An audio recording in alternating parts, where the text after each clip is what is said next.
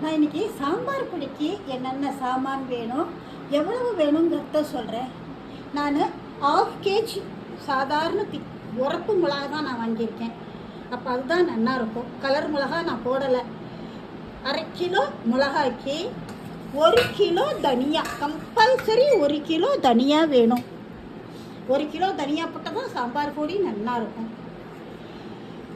200 gram துவரம்பருப்பு, இது 3 பருப்பையும் மிக்ஸ் பண்ணியிருக்கேன். 200 கிராம் துவரம்பருப்பு, 200 கிராம் கடலைப்பருப்பு, ஒரு பிடிச்சபடி உளுத்தம்பருப்பு,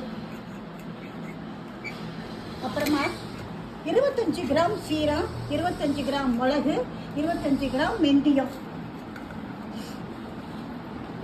100 கிராம் மஞ்சள், முழு மஞ்சள் வாங்கி இந்த விரலி மஞ்சள், இதுதான் நல்லா இருக்கும்.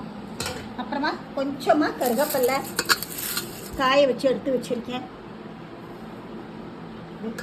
ஞாபகம் வச்சுக்கோங்க, 1/2 கிலோ மிளகான்னா 1 கிலோ தனியா, 200 கிராம் துவரம்பருப்பு, 200 கிராம் கடலைப்பருப்பு, ஒரு பிடிச்சப்படி உளுத்தம்பருப்பு, மற்றபடி சீரகம் மிளகு வெந்தயம் 25 கிராம், 100 கிராம் மஞ்சள்.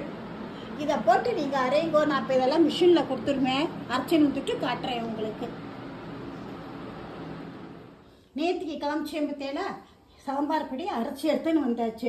சாம்பார் பவுடருக்கு மிளகாக்கு காம்பு கிள்ளணுங்கிற அவசியம் இல்லை. கொஞ்சமாக கட் பண்ணிட்டா போகும். காம்பு இருந்தால் காம்பு நல்லா மசிஞ்சு போயிடும். இந்த மாதிரி இந்த மெஷர்மெண்ட்டில் நீங்கள் சாம்பார் பொடி அரைங்கோ. ஒரு 1/2 கிலோ மிளகா, 1 கிலோ தனியா போடணும், 200 துவரம்பருப்பு, 200 கடலைப்பருப்பு, ஒரு பிடிச்சப்படி உளுத்தம்பருப்பு, 25 கிராம் சீரகம், 25 கிராம் மிளகு, 25 கிராம் வெந்தயம், 100 கிராம் மஞ்சள் போட்டு அரைங்கோ. ஒரு பிடிச்சபடி கருவேப்பிலையை 2 காய வச்சு போட்டுடுங்கோ. இல்லை வெப்பச்சட்டியில் வறுத்து போட்டு அரைச்சி எடுத்துன்னு வாங்கோ. கம கமன்னு இருக்கும். சாம்பார் வச்சேன்னா அட்டகாசமாக இருக்கும்.